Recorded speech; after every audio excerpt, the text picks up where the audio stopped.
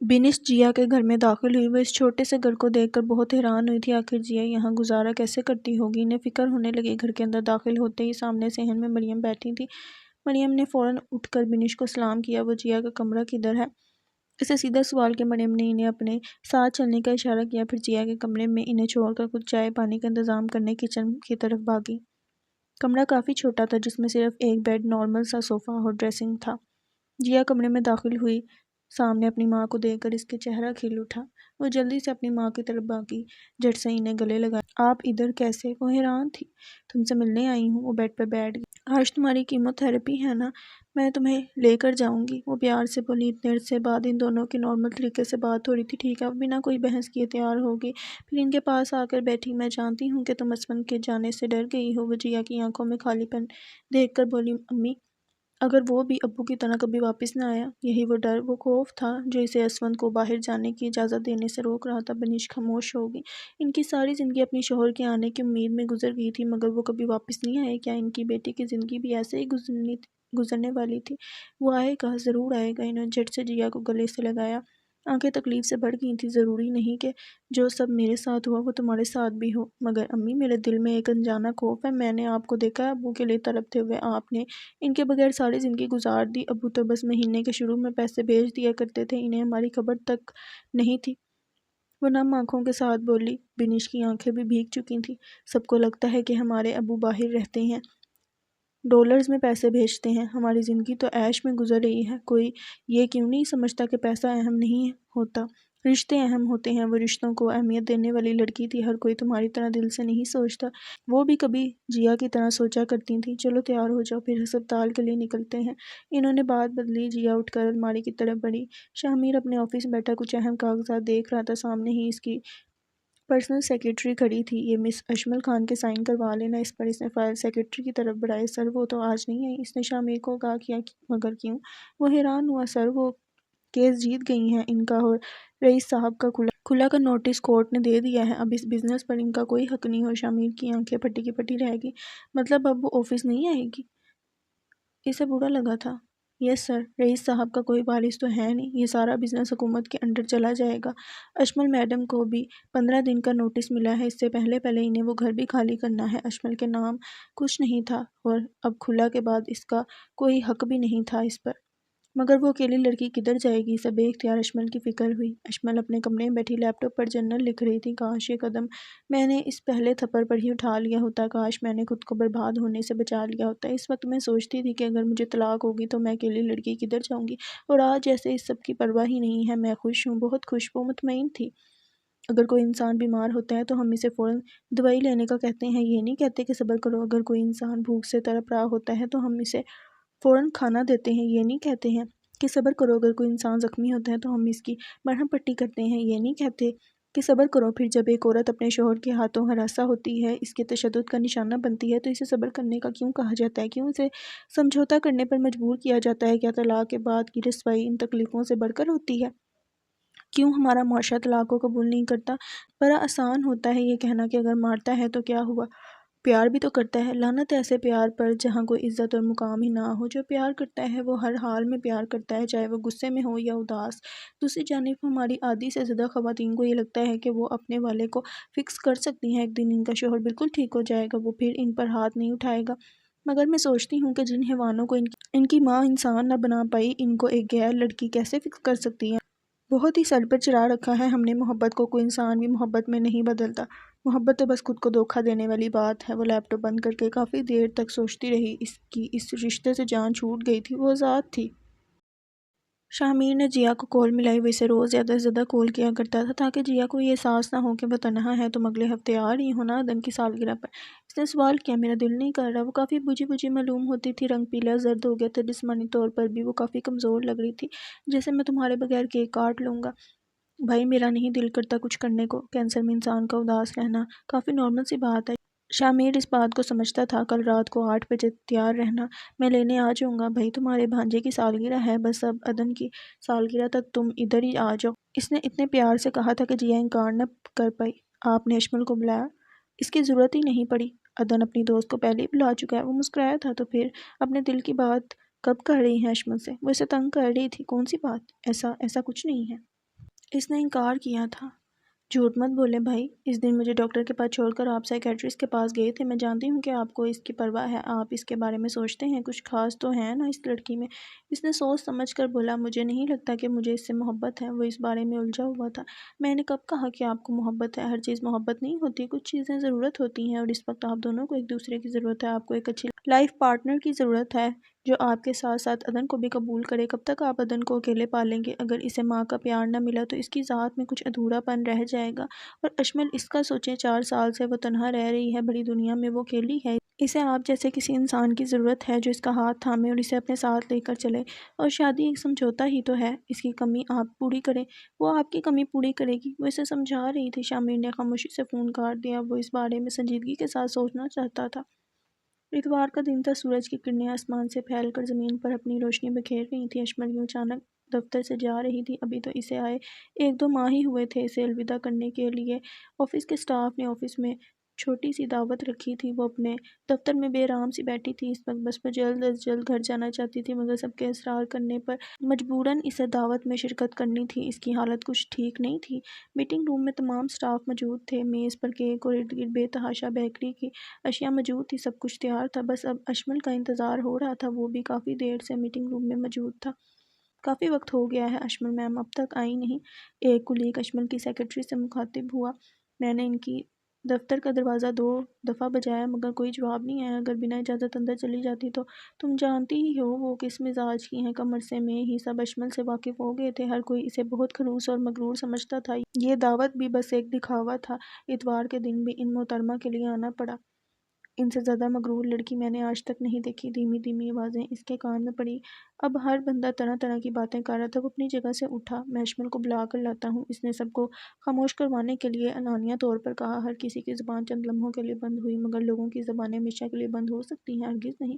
شامیر کے باہر جاتے ہی سب لوگ پھر سے تبصرے کرنے لگے۔ وہ چھوٹے چھوٹے قدم بڑھاتا اشمل کے دفتر تک پہنچا۔ ایک لمحے کے لیے ٹھہرا۔ کیا اسے اجازت لینی چاہیے؟ نہیں، اب یہ اس کا آفس تھا۔ وہ بے دھڑک دفتر میں داخل ہوا۔ وہ نیچے فرش پر بے حال سی لیٹی تھی۔ سانس تیز اور بے ترتیب سا آ رہا تھا۔ جسم تھر تھر کانپ رہا تھا۔ آنکھوں کے سامنے دھندلا پن چھا رہا تھا۔ وہ بے چینی سے اطراف میں دیکھ رہی تھی۔ ہاتھ پاؤں ٹھنڈے پڑ گئے تھے، جیسے وہ خود پر قابو نہیں کر پا رہی تھی۔ اسے پینک اٹیک آیا تھا۔ شامیر کے بڑھتے قدم مدھم ہوئے۔ اشمل کو یوں اس حالت میں وہ کچھ سمجھ نہیں پایا۔ اس کو جیسے اپنی آنکھوں پر یقین نہیں ہوا تھا۔ کچھ دیر کے لیے وہ جیسے یہ سب پروسیس نہیں کر پایا۔ دل میں ایک عجیب سی بے چینی اتری۔ وہ جلدی سے اشمل کی طرف بھاگا۔ پاس پہنچ کر نیچے زمین پر بیٹھا۔ اشمل کا ہاتھ پکڑنے کی کوشش کی، پھر لمحے بھر کے لیے رکا۔ کیا وہ کسی عورت کو یہاں بلا لے؟ نہیں، اگر اشمل نے اپنی اس حالت پر پردہ رکھا تھا تو اس کا بھی فرض تھا کہ وہ اس کا پردہ رکھے۔ وہ اشمل کا ہاتھ اپنے ہاتھ میں تھام کر اسے نرمی سے رگڑنے لگا۔ اشمل، اشمل! وہ بس اس کا نام پکار پایا۔ اشمل کو جیسے کچھ ہوش نہیں تھی، نہ ہی وہ کچھ سمجھ پا رہی تھی۔ اشمل، آنکھیں کھولو! اس نے اشمل کا چہرہ تھپتھپایا۔ پریشانی کے مارے اس کے ماتھے میں بل پڑ گئے۔ میری دوائی! وہ بے سوچ سا ہوتی ہوئی بولی۔ شامیر نے ارد گرد نظر دوڑائی۔ سامنے میز پر اشمل کا بیگ تھا۔ اس نے ہاتھ بڑھا کر بیگ اٹھایا۔ بیگ میں طرح طرح کی دوائیاں موجود تھیں۔ اسے سمجھ نہیں آئی کہ کون سی دوائی اشمل کو چاہیے۔ اچانک اسے ڈاکٹر آمنہ کا خیال آیا۔ اس نے فوراً سے اپنے والیٹ سے ڈاکٹر آمنہ کا کارڈ نکالا اور انہیں کال ملائی۔ پھر انہیں اشمل کی ساری حالت بتائی اور بیگ میں موجود دوائیوں کے بارے میں بتایا۔ دوسری طرف سے جواب میں کوئی گولی بتائی گئی تھی۔ اس نے ڈاکٹر کو بتائی گئی گولی نکالی اور اشمل کے منہ میں رکھی۔ پھر پانی کی بوتل میز سے اٹھا کر اشمل کے منہ میں تھوڑا سا پانی ڈالا۔ وہ بالآخر گولی نگل گئی تھی۔ شامیر کو سکا سانس آیا۔ اس نے اشمل کو اپنی باہوں میں سمیٹا اور پاس پڑے صوفے پر لیٹایا۔ پھر وہ باہر کی طرف نکلا اور میٹنگ روم کی طرف بڑھا۔ اسے کسی طرح سارے اسٹاف کو یہاں سے بھیجنا تھا۔ اشمل کی اس حالت کا پردہ رکھنا ضروری تھا۔ وہ نہیں چاہتا تھا کہ لوگ اس کی ایسی حالت پر سوال کریں۔ آپ سب لوگ جا سکتے ہیں۔ آئی ایم سوری، لیکن ابھی کچھ ضروری کام کی وجہ سے یہ دعوت کینسل کرنی پڑ رہی ہے۔ وہ آفس والوں سے معذرت کر رہا تھا۔ ضرور اشمل میم کا موڈ نہیں ہوگا۔ ارے وہ ہے ہی ایسی خڑوس اور بد اخلاق۔ اشمل پر تبصرے شروع ہو گئے تھے۔ سب خاموش ہو جائیں! وہ یکدم چلایا۔ اشمل کا اس سب سے کوئی لینا دینا نہیں۔ مجھے کسی ضروری کام سے جانا ہے تو برائے مہربانی آپ سب یہاں سے جائیں۔ یہ دعوت پھر کبھی بھی ہو سکتی ہے۔ وہ بات اپنے اوپر لے گیا۔ سب لوگ منہ چڑھاتے ہوئے آفس سے باہر نکلتے دکھائی دیے۔ ہر کوئی طرح طرح کی باتیں کر رہا تھا، مگر اسے کسی کی پرواہ نہیں تھی۔ نہیں، پھر اسے اشمل کی اتنی پرواہ کیوں تھی؟ اشمل اندر اپنے آفس میں لیٹی آرام کر رہی تھی۔ گولی کھا کر وہ کافی حد تک نارمل ہو گئی تھی۔ شامیر باہر دفتر میں چکر لگاتا رہا۔ وہ اس کو یوں اکیلا چھوڑ کر نہیں جانا چاہتا تھا۔ پھر ایک کیبن میں آ کر بیٹھا اور اشمل کے بارے میں سوچنے لگا۔ عشاء کی اذان اس کے کانوں میں گونجی۔ وضو کرنے کے بعد اس نے اپنے رب کے آگے سجدہ کیا۔ نماز پڑھنے کے بعد وہ جان مز پر بیٹھا رہا، ہاتھ پھیلائے وہ اپنے اللہ سے دعائیں مانگ رہا تھا۔ اے اللہ، تیرے سامنے میں ایک معمولی سا مٹی کا ڈھیر ہوں، میں ناچیز جس کا وجود تیرے بغیر خاک ہے۔ تیرے سامنے ہاتھ پھیلائے بیٹھا ہوں، میری سب خواہشات، سب تمنائیں تو ہی سنتا اور پوری کرتا ہے، اور آج یہاں تیرے آگے سر جھکائے میں اپنی زندگی کے لیے دعا مانگ رہا ہوں۔ یا اللہ، میری جیا کو جلد از جلد صحت یاب کر دے۔ وہ میری شریکی حیات ہے، میری حیات میں تو نے ہی اسے شامل کیا، یوں مجھے اس سے جدا نہ کر۔ میں کوئی نیک صالح انسان نہیں ہوں، نہ ہی میں سب گناہوں سے پاک ہوں، لیکن اللہ تو گناہ گاروں کی بھی دعا سنتا اور قبول کرتا ہے۔ اگر تو صرف نیک و پرہیزگاروں کی دعائیں اور خواہشات پوری کرتا تو آج دنیا میں سب ناخوش ہوتے اور ناکامی اپنے ماتھے پر سجائے گھوم رہے ہوتے۔ میں تجھ سے اپنی زندگی مانگتا ہوں، میں تجھ سے جیا کو مانگتا ہوں، اسے اس بیماری سے نکال دے میرے مالک، میری فریادوں میری آنسوؤں کو رہے گا نہ جانے دے، مجھے میری زندگی بخش دے۔ آنکھ سے آخری آنسو اس کی ہتھیلی پر آ کر گرا، اسے یکدم جیا کی یاد آئی تھی، وہ ماضی کی یاد میں گم ہوا۔ کمرے میں گہری خاموشی تھی، ریو بیڈ پر پرسکون سا لیٹا تھا، خاموش دیواروں میں اسفند کی اللہ اکبر کی صدا گونجی۔ وہ نیت باندھے جانمز پر کھڑا تھا، اس کے 2 قدم پیچھے جیا بھی اپنے جانمز پر ہاتھ باندھے کھڑی تھی، شور کو اگنور کرتے۔ وہ دونوں روز صبح فجر کی نماز ایک ساتھ ادا کرتے تھے، اسفند امامت کرواتا تھا اور جیا اس کے ساتھ نماز ادا کرتی تھی۔ اس وقت کمرے کی سماعت میں اسفند کی تلاوت کی آواز گونج رہی تھی، پھر اس نے اللہ اکبر کہہ کر رکوع کیا، جیا بھی رکوع کی حالت میں گئی۔ ان کی نماز جاری تھی اور ریو بیڈ پر لیٹا مزے سے تلاوت قرآن پاک سن رہا تھا۔ ہر چیز ادھر سے ادھر ہو سکتی تھی مگر ان کی فجر کی نماز ایک ساتھ ادا کرنا نہیں۔ اگر کسی دن جیا اٹھنے میں سستی کرتی تھی تو اسفند زبردستی اسے اٹھایا کرتا تھا، اور جب اسفند نیند میں نماز کو دیر کر رہا ہوتا تھا تو جیا اسے بلا جھجک غصے سے اٹھاتی تھی۔ اور بے شک وہی رشتے کامیاب ہوتے ہیں جہاں دین اور دنیا کو ساتھ لے کر چلا جائے، جہاں آپ کے ہمسفر کو اپنی نماز کے ساتھ ساتھ آپ کی نماز کی بھی فکر ہو۔ نماز ادا کرنے کے بعد جیا چھوٹی چھوٹی مصنوع دعائیں و اذکار ادا کرنے لگی، اور اسفند اس کی گود میں سر رکھے آنکھیں بند کر کے لیٹ گیا۔ وہ نرمی سے اس کے بالوں میں ہاتھ پھیر رہی تھی، اور اسفند ہمیشہ کی طرح اس کی گود میں سر رکھ کر نیند کے آغوش میں جا چکا تھا۔ جیا اپنے کمرے میں لیٹی موبائل استعمال کر رہی تھی۔ شامر کل ہی اسے ادھر لے آیا تھا۔ بنش کمرے میں داخل ہوئی۔ جیا، شامر کا پتہ کرو، اتوار کا دن ہے اور آج بھی وہ آفس میں بیٹھا ہے، انہوں نے جیا کے قریب بیٹھتے ہوئے کہا۔ اچھا، میں کرتی ہوں کال۔ اس نے شامر کا نمبر ملایا، وہ باہر ایک کیبن میں سر جھکائے آنکھیں بند کیے لیٹا تھا۔ فون کی رنگنگ سن کر یکدم اس کی آنکھ کھلی، اس نے اشمل کے دفتر کی طرف دیکھا، دفتر کا دروازہ کھلا پڑا تھا۔ وہ بنا فون کال سنے اپنی جگہ سے اٹھا، اشمل کے دفتر میں جھانکا مگر وہ دفتر میں موجود نہیں تھی۔ حیرت کے مارے اس کی آنکھیں پٹی کی پٹی رہ گئی تھیں۔ واپس آ کر اس نے اپنا فون اٹھایا، جیا کی مس کال آئی ہوئی تھی۔ اس نے نظر انداز کرتے ہوئے اشمل کو کال ملائی، وہ اپنے بستر پر لیٹی کسی خیال میں گم تھی۔ شامر کی کال پر وہ چونکی، فون پر جگمگانے والا نام دیکھ کر کال کاٹنا چاہا۔ اگر اس نے اس سے کوئی سوال کیا، اگر اس نے اس کا مذاق بنایا، ایسے کئی سوال اس کے دماغ میں گونجے تھے، پھر نہ چاہتے ہوئے بھی اس نے کال اٹھائی۔ کہاں ہو تم؟ اس نے فکر مندی سے پوچھا۔ اپنے گھر پر۔ مگر اسے سمجھ نہیں آئی کہ وہ کیا بولے۔ اشمل نے شرمندگی سے نظریں جھکائیں، اب وہ اسے شرمندہ کرے گا، اس کی حالت کا مذاق بنائے گا۔ تم ٹھیک ہو؟ اشمل یکدم ساکت ہوئی۔ سوال بہت سادہ تھا مگر اس کے کئی اندیشے دور کر گیا تھا۔ تم مجھے اٹھا دیتی، میں خود تمہیں گھر تک چھوڑ آتا، اور تمہیں آفس والوں کی فکر کرنے کی ضرورت نہیں ہے۔ میں نے انہیں اپنی کسی مصروفیت کا بہانہ کر کے بھگا دیا تھا۔ اور ہاں، تم نے کچھ کھایا؟ وہ کب سے اتنا بولنے لگا، کب سے اتنی فکر کرنے لگا؟ تھینک یو، وہ بھیگی پلکوں کے ساتھ مسکرائی۔ شاید عرصے بعد کسی کو اپنی فکر کرتا دیکھ اسے اچھا لگا تھا۔ کیا؟ وہ حیران ہوا۔ تھینک یو شامر، اتنا کہتے ہوئے اس نے فون کاٹا۔ وہ نہیں جانتی تھی کہ وہ کیا محسوس کر رہی ہے مگر عرصے بعد اس نے دل سے کسی کا شکر ادا کیا تھا، ہمدردی ہی صحیح مگر کچھ تو تھا ان کے درمیان۔ اس نے فون کان سے ہٹاتے ہوئے اشمل کے واٹس ایپ ڈی پی کو نظر بھر کر دیکھا، پھر زیر لب مسکرایا۔ بہت عجیب ہو تم، وہ خود کلامی کرتے ہوئے بولا۔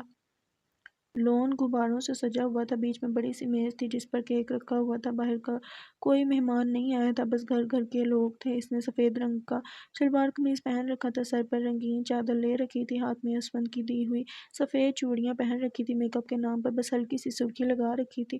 شامر نے سادہ سا سیاہ رنگ کا شلوار قمیص پہن رکھا تھا، قمیص کے بازو کوہنیوں تک فولڈ کیے ہوئے تھے، بال ماتھے پر بکھرے تھے۔ ادر نے بیٹ مین کا کاسٹیوم پہن رکھا تھا۔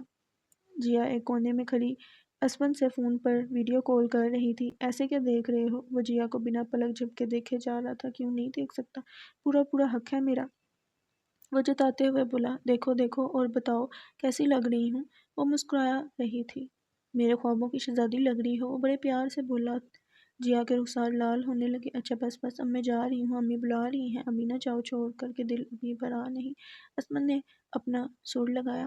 اس کی آواز واقعی اچھی تھی، زندہ ہیرو نہ بنا کر۔ وہ مسلسل مسکرا رہی تھی اسمند کے ساتھ، وہ بنا بات کے مسکرایا کرتی تھی۔ پھر اس نے جھٹ سے فون بند کیا اور اسمند یار خاموشی سے بیٹھ گیا تھا۔ اشمل اپنے کمرے میں کھڑی تیار ہو رہی تھی۔ آج کل اس کا دماغ 4 سال پہلے کے واقعات میں الجھا ہوا تھا۔ رئیس، میں تمہارا قتل کر دوں گی، وہ پہلی بار رئیس پر چلائی تھی۔ اس بار رئیس نے اپنی ہر حد پار کر دی تھی۔ وہ اشمل کو رسی میں باندھ رہا تھا۔ بہت بولنے لگی ہو تم، اس نے اشمل کے منہ پر زور سے ٹیپ لگائی۔ اس کی آواز بند ہو گئی تھی۔ وہ چیخنا چاہتی تھی مگر اس کو خاموش کروا دیا گیا تھا۔ اس نے اشمل کو پیچھے گاڑی میں دھکا دیا اور خود آگے آ کر بیٹھا۔ تھوڑی دیر بعد گاڑی اسی ویران سڑک پر آ کر رکی تھی۔ تم اپنی زندگی کو اپنے سامنے مرتا دیکھو گی، وہ شیطانی سی مسکراہٹ کے ساتھ بولا۔ اشمل کا سانس رک گیا تھا۔ یہ لمحہ ماضی کی ہر تکلیف کے آگے بھاری تھا۔ وہ رو رہی تھی اور وہ ہر بار رئیس کے ہاتھوں استعمال ہو جایا کرتی تھی۔ پھر رئیس گاڑی سے اترا اور اشمل کا جیسے سانس بند ہو گیا۔ وہ حال میں واپس آئی۔ عدن ریو کے ساتھ کھیلنے میں مصروف تھا۔ جب وہ گھر کے اندر داخل ہوئی، اس نے سبز لمبی قمیض پہن رکھی تھی، گلے میں دوپٹہ لیا ہوا تھا، بال کھلے چھوڑے گئے تھے۔ عدن اسے دیکھ کر گیٹ کے پاس بھاگا۔ وہ اشمل کو دیکھ کر ہی خوش ہو جایا کرتا تھا۔ اشمل نے اپنی باہیں کھولی۔ عدن اس سے لپٹے کھڑا تھا۔ ہیپی برتھ ڈے بیٹ مین، اس نے عدن کے گال کو چوما۔ میرا گفٹ؟ عدن کو بےتابی ہو رہی تھی اپنے گفٹ دیکھنے کی۔ یہ رہا آپ کا گفٹ۔ اس نے ہاتھ میں پکڑا گفٹ عدن کو دیا۔ تھوڑی دیر بعد عدن کھڑا کیک کاٹ رہا تھا۔ اس کے ایک طرف شامیر کھڑا تھا اور دوسری طرف اشمل، جبکہ جیا ریو کے ساتھ پاس کھڑی تھی۔ سب خوش تھے، سب اچھا چل رہا تھا۔ کیک کاٹنے کے بعد جیا عدن اور ریو کو اندر لے کر چلی گئی تھی۔ عدن کے سونے کا وقت تھا اور ریو کے کھانا کھانے کا۔ بینش پہلے ہی اندر جا چکی تھی۔ اس وقت لون میں شامیر اور اشمل اکیلے تھے۔ شامیر نے قدم اشمل کی طرف بڑھائے، دل بری طرح دھڑک رہا تھا۔ کیا ہم تھوڑی دیر بات کر سکتے ہیں؟ اس نے اجازت طلب کی۔ اشمل نے ہاں میں سر ہلایا۔ دیکھو، میں جانتا ہوں کہ یہ وقت تمہارے لیے کافی مشکل ہے۔ کچھ دنوں میں تمہارے سر سے چھت چھین لی جائے گی۔ تم اس تنہا دنیا میں کہاں جاؤ گی؟ وہ اشمل کی آنکھوں میں کچھ تلاش کر رہا تھا لیکن وہ صحیح سے کچھ دیکھ نہیں پایا۔ تمہیں نہیں لگتا کہ تمہیں کسی سہارے کی ضرورت ہے؟ وہ باتوں ہی باتوں میں پوچھنا چاہتا تھا کہ کیا وہ بھی شادی کرنا چاہتی ہے ہی نہیں۔ میں پچھلے 4 سالوں سے اکیلی رہ رہی ہوں، مجھے نہیں لگتا کہ مجھے کسی کی ضرورت ہے۔ تو اپنی بات کرو، اس نے پھر سے جواب دیا۔ وہ نہ جانے کیوں مسکرایا۔ چلو میں اپنی بات کرتا ہوں۔ مجھے کسی سہارے کی ضرورت ہے، کسی ایسی لڑکی کی جو مجھے عدن کے ساتھ قبول کرے، جس کے دکھ سکھ میں میں اس کا ساتھ دوں اور وہ میرے دکھ سکھ میں میرے ہمراہ رہے۔ اس نے نرم لہجے میں بولا۔ اشمل خاموش رہی۔ کیا تم مجھ سے نکاح کرو گی؟ سوال بہت اچانک تھا۔ اشمل 2 لمحے کے لیے ساکت ہوئی۔ اوکے، کب کرنا ہے نکاح؟ شامیر کو پوری امید تھی کہ اشمل انکار کر دے گی۔ اس نے پلٹ کر اشمل کو دیکھا۔ وہ بالکل اپنے ہوش و حواس میں بولی تھی۔ شامیر کو یقین نہیں آیا تھا۔ وہ حیرت سے اسے تکتا رہا۔ بولو، کب کرنا ہے نکاح؟ اس نے اپنے الفاظ دہرائے۔ وہ اسے کچھ سمجھ نہیں آ رہا تھا۔ وہ لڑکی اچانک کیسے مان گئی اس جمعے کو؟ سادگی سے نکاح بہتر رہے گا، اس نے ہمت کر کے بولا۔ اوکے، پھر جمعے کو ملتے ہیں۔ اتنا کہہ کر وہ آگے بڑھی۔ وہ اپنے ہوش و حواس میں تو تھی، کہیں وہ مذاق تو نہیں کر رہی تھی؟ شامیر اب تک یہ مذاق سمجھ رہا تھا۔ سب یکدم کیوں ٹھیک ہو رہا تھا؟ کہیں کچھ خراب تھا؟ شامیر عدن کے کمرے میں داخل ہوا۔ سامنے بیڈ پر عدن اور ریو ایک دوسرے سے لپٹ کر سو رہے تھے۔ جیا کمرے میں ٹہل رہی تھی۔ وہ بار بار اسمند کو کال کر رہی تھی مگر وہ کال نہیں اٹھا رہا تھا۔ شامیر کو دیکھ کر جیا اس کی طرف بڑھی۔ کیا کہا اس نے پہلا سوال کیا۔ شامیر خاموش رہا۔ ایسا بھی کیا کہہ دیا؟ اسے الجھن ہوئی۔ وہ مان گئی، آنکھوں میں بے یقینی تھی۔ وہ اب تک شوق میں تھا۔ میں نے کہا تھا کہ وہ مان جائے گی۔ جیا خوش ہوئی تھی، بہت خوش۔ وہ ضرور مذاق کر رہی ہوگی۔ بھائی، اتنا بڑا مذاق کوئی نہیں کرتا۔ آپ کو اتنا شک کیوں ہے؟ وہ یہ سب شامیر کا وہم سمجھ رہی تھی۔ وہ لڑکی اتنی آسانی سے اتنی جلدی کیسے مان گئی؟ وہ حیران تھا۔ بھائی، شک کی بھی حد ہے۔ اچھا چلیں ایک کام کرتے ہیں۔ اس نے شامیر کی پریشانی کا حل نکالا۔ میں اشمل کو کال کرتی ہوں اور پوچھتی ہوں کہ وہ سچ میں راضی ہے یا کوئی اور بات ہے۔ اس کا یہ مشورہ شامیر کو کچھ خاص نہیں لگا مگر وہ پھر بھی مان گیا۔ جیا نے اشمل کا نمبر شامیر کے موبائل سے لیا اور اپنے فون سے کال ملائی۔ ہیلو، اشمل نے کال اٹھائی تھی۔ جیا نے پہل کی۔ جی کون؟ میں جیا بات کر رہی ہوں، شامیر کی بہن۔ اس نے اپنا تعارف کروایا۔ شامیر نے اسے اسپیکر آن کرنے کا بولا۔ جیا نے جھٹ سے کال اسپیکر پر لگائی۔ جی بولیں۔ وہ میں نے پوچھنا تھا کہ آپ شامیر بھائی کے ساتھ مذاق تو نہیں کر رہی؟ مطلب واقعی آپ کو اس نکاح پر کوئی اعتراض نہیں؟ اس نے شامیر کو دیکھتے ہوئے سوال کیا۔ وہ بنا آواز کے بول بول کر جیا کو بتا رہا تھا کہ یہ پوچھو، پہلی بات میرا اور شامیر کا کوئی مذاق نہیں ہے، اور دوسری بات اپنے بھائی سے بولیں کہ مجھ سے خود بات کرے۔ اس نے 2 ٹوک انداز میں بات کی۔ کیوں شامیر، تمہیں ابھی سے مجھ سے شرم آنے لگی؟ وہ تھوڑا اونچا سے بولی۔ شامیر اور جیا نے حیرت سے ایک دوسرے کو دیکھا۔ وہ لڑکی بہت چلاک تھی، بہت چلاک۔ جیا نے موبائل شامیر کے حوالے کیا۔ اسے اس وقت کافی شرمندگی ہو رہی تھی۔ وہ کیا ہم کل مل سکتے ہیں؟ اس نے ہمت کر کے لب کھولے۔ بالکل نہیں، اب ملاقات جمعے کو ہی ہوگی نکاح کے وقت۔ اس نے اپنی بات مکمل کی اور شامیر کی بات سنے بنا فون کاٹ دیا۔ فکر نہیں کریں، ایسے موقعوں پر اکثر لڑکیاں شرما جاتی ہیں۔ کل میں اسے اپنے بہانے شاپنگ مال میں بلاؤں گی، آپ وہاں ان سے مل لینا، جیا نے شامیر کے لٹکے ہوئے منہ کو دیکھ کر بولا۔ پر وہ غصہ ہو جائے گی؟ نہیں ہوگی، بلکہ اسے اچھا لگے گا، لڑکیوں کو تھوڑا نخرے کرنے کا شوق ہوتا ہے، اب آپ نخرے اٹھانے کی عادت ڈال لیں بھائی، مجھے بھابھی کی طرف سے کوئی شکایت نہیں چاہیے۔ اس کی بات سن کر شمیر ہنس دیا، وہ اسے کسی بچے کی طرح سمجھا رہی تھی، وہ تو چھوٹی سی بچی تھی اور آج اتنی بڑی ہو گئی تھی کہ اپنے بھائی کو سمجھا رہی تھی۔ اور امی اب انہیں بھی منانا پڑے گا، اسے بنش کا خیال ہے، امی کوئی 3-4 بار مجھ سے اشمل کا ذکر کر چکی ہیں، انہیں اشمل کافی پسند ہے، وہ تو خود آپ دونوں کی شادی کروانا چاہتی ہیں، مجھے نہیں لگتا انہیں کوئی بھی اعتراض ہوگا۔ وہ اسے تسلی دے رہی تھی، اس نے جیا کے سر پر نرمی سے ہاتھ پھیرا۔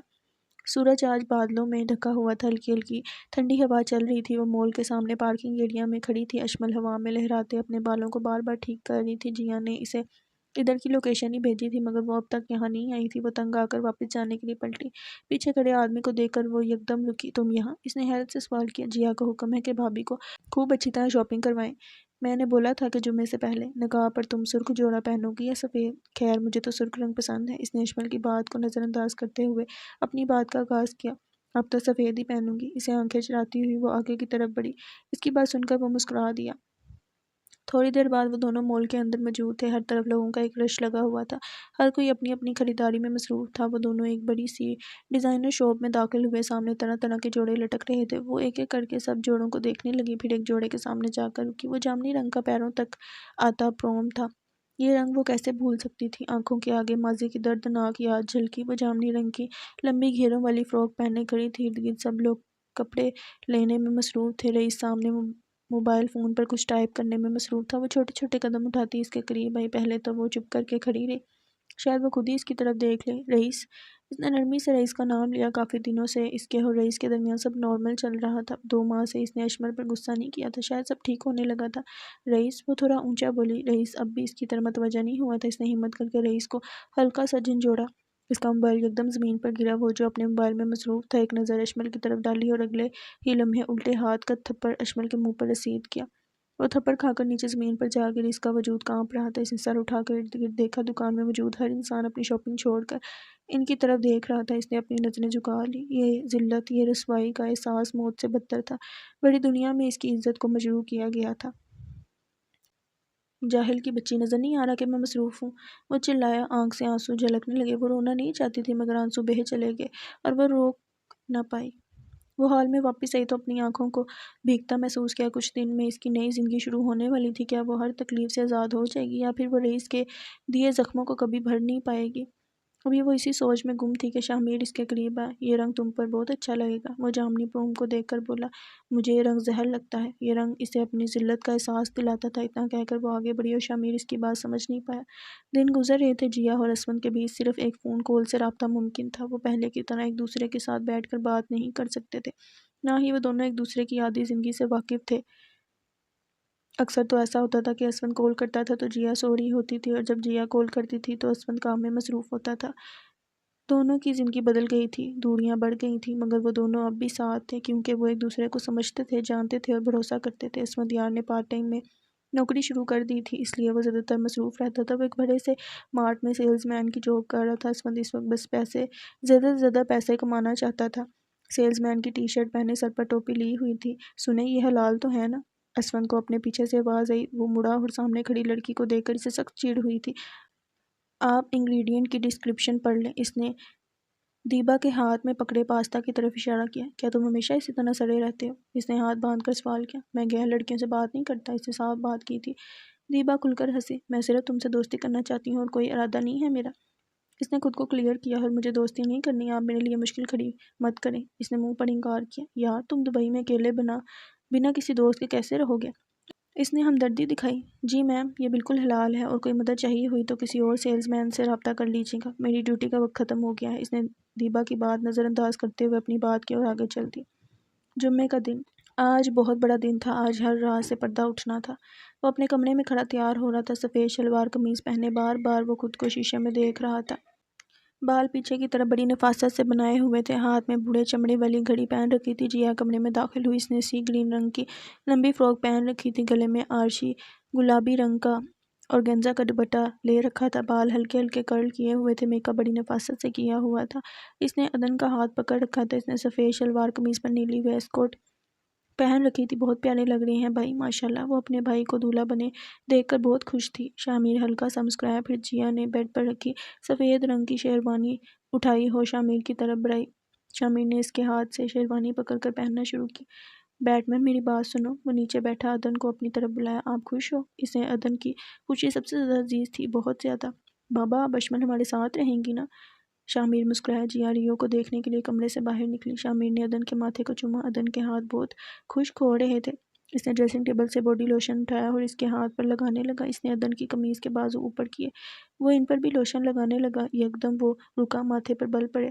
عدن کی بازو پر گول سا نیلا نشان تھا، جیسے اس کا خون ادھر جم گیا ہو۔ یہ نشان؟ اس نے عدن کے بازو کی طرف اشارہ کیا۔ بیٹا آپ کو کوئی چوٹ لگی تھی؟ اسے حیرت ہوئی۔ نہیں بابا، یہ نشان تو… وہ خاموش ہو گیا۔ بابا کو بتاؤ، اس نے نرمی سے پوچھا۔ بابا وہ میں اس دن اشمل کے ساتھ گھومنے گیا تھا، یہ نشان اس دن سے ہے۔ اس کی بات پر شامیر چونکا۔ اس دن آپ کو کوئی چوٹ لگی تھی؟ آپ نے مجھے کیوں نہیں بتایا؟ وہ غصہ نہیں ہوا تھا، بس حیران ہوا تھا۔ نہیں بابا، مجھے کوئی چوٹ نہیں لگی تھی، میں کچھ دیر کے لیے سو گیا تھا اور جب اٹھا تو میرا بازو درد کر رہا تھا۔ وہ معصوم سے لہجے میں بولا۔ شامیر کو جھٹکا لگا۔ یکدم اس نشان کا عدن کے بازو پر کیا مطلب تھا؟ اور اس سے بھی بڑی بات، اشمل اس کے ساتھ تھی۔ کچھ تو تھا جو اس سب میں غلط تھا۔ اس نے اپنے قدم باہر کی طرف بڑھائے۔ وہ بنا کچھ بتائے اپنی گاڑی میں بیٹھا۔ اسے اشمل سے بہت سارے جواب چاہیے تھے ابھی اور اسی وقت۔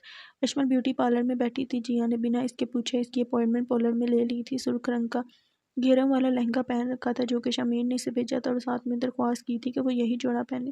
سر پر بھاری دوپٹہ بڑے سلیقے سے لیا ہوا تھا، ناک میں نتلی ماتھے پر بندیاں لگائی ہوئی تھی۔ شیشے میں اپنا عکس دیکھ کر اسے اپنی پہلی شادی کا خیال آیا تھا۔ وہ اس دن کتنا خوش تھی اور آج اسے نہ کوئی خوشی تھی اور نہ کوئی دکھ۔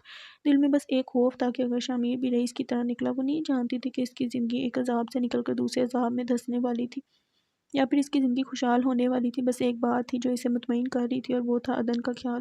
اس نے جھٹ سے عدن کو کول ملے۔ کیسا ہے میرا بیٹا؟ اس نے بہت پیار سے سوال کیا۔ میں بہت خوش ہوں اشمل، اس نے خوش دلی سے جواب دیا۔ آپ مجھے ماما بولا کرو، اس نے التجا کی۔ ماما؟ اور عدن کے منہ سے خود کے لیے یہ لقب سننا اسے دل کی گہرائیوں تک سکون پہنچا گیا تھا۔ اسے دنیا کی کوئی چیز اتنا خوش نہیں کر سکتی تھی جتنا یہ لقب خوش کر رہا تھا۔ شامیر اشمل کے گھر کے اندر داخل ہوا۔ گھر بالکل ویران پڑا تھا، نہ کوئی نوکر نہ کوئی مہمان۔ دروازے پر صرف چوکی دار تھا جس نے اسے بتایا کہ اشمل ابھی تک پولر سے واپس نہیں آئی۔ اس نے اشمل کو کول ملائی، وہ کول نہیں اٹھا رہی تھی۔ اس نے اندر کی طرف قدم بڑھائی۔ یکدم اسے کچھ عجیب سا محسوس ہوا، کچھ تجسس، کچھ سوچیں۔ وہ بنا سوچے اشمل کے کمرے کی طرف بڑھا، پتہ نہیں کیوں مگر اسے لگ رہا تھا کہ اشمل بہت کچھ جانتی تھی جو اس سے پوشیدہ ہے۔ وہ کمرے میں داخل ہوا۔ کمرے میں اندھیرا تھا۔ اس نے لائٹ آن کی، ہر چیز اپنی جگہ پر سلیقہ مندی سے رکھی گئی تھی۔ اس نے کمرے میں رکھی ہر چیز کا معائنہ کیا، پھر اس کی نظر بیڈ کے سامنے والی میز پر رکھے لیپ ٹاپ پر پڑی جو کہ آن تھا۔ اس نے جھٹ سے لیپ ٹاپ کی طرف قدم بڑھائے۔ پاس پہنچ کر وہ کرسی پر آ کر بیٹھا۔ لیپ ٹاپ پر اشمل کے سارے جرنل کھلے پڑے تھے۔ پہلے تو اس نے یہ غیر مناسب سمجھا، مگر اگلے ہی لمحے اس نے بنا سوچے جرنل کھولا۔ اس جرنل میں اشمل کا ماضی قید تھا۔ اس نے جرنل پڑھنا شروع کیا۔ وہ جس طرح جنرل پڑھ رہا تھا، اسے اشمل سے مزید ہمدردی ہو رہی تھی۔ وہ سوچ بھی نہیں سکتا تھا کہ اشمل نے یہ سب کیسے برداشت کیا ہوگا۔ رئیس کا ایک ایک ظلم ادھر لکھا تھا، وہ اس وقت افسوس کے سوا کچھ نہیں کر سکتا تھا۔ جنرل کا آخری باب 16 مارچ 2020 کے نام کا تھا۔ یہ رات تو وہ بھی نہیں بھول سکتا تھا۔ اس ایک رات نے کئی زندگیاں بدلی تھیں اور اس جنرل کو پڑھ کر اس کی ہوائیاں اڑ گئی تھیں۔ اشمل نے اس جنرل کو پورا نہیں لکھا تھا، اس نے صرف اتنا لکھا تھا: میں اپنی کہانی کی ہیروئن اور ویلن خود ہوں۔ اس رات ہیروئن کا قتل ہوا تھا، پھر جانتے ہو کیا ہوا؟ وہ ہیروئن ویلن بن گئی۔ شامیر کو یہ بات سمجھ نہیں آئی، وہ کچھ بھی سوچنے سے قاصر تھا۔ اس رات اشمل خان کا قتل ہوا تھا، اس سے اس کی زندگی چھین لی گئی تھی۔ پھر اس نے وہی کیا جو اسے کرنا چاہیے تھا، وہ چونک گیا۔ رئیس اسی رات غائب ہوا تھا اور اسی رات اس نے کسی ویران سڑک پر رئیس کی گاڑی دیکھی تھی۔ اور کیا ہوا تھا اس رات؟ جیا عدن کے ساتھ شامیر کے کمرے میں کھڑی تھی۔ شامیر بنا بتائے غائب ہو گیا تھا۔ اس نے اشمل کو پولر سے لینے جانا تھا، پھر شامیر اور اشمل کا فوٹو شوٹ کروانا تھا۔ اس کے بھائی کی شادی تھی اور سارے کام اسے اکیلے کرنے تھے۔ ابھی اگر اسود یہاں موجود ہوتا تو اسے ایک کام نہ کرنا پڑتا۔ اس کی اپنی بھی طبیعت کچھ بہتر نہیں تھی۔ کیمو تھراپی سے اسے کچھ سکون مل رہا تھا، مگر یہ مستقل علاج نہیں تھا۔ ڈاکٹر نے سرجری بتا دی تھی۔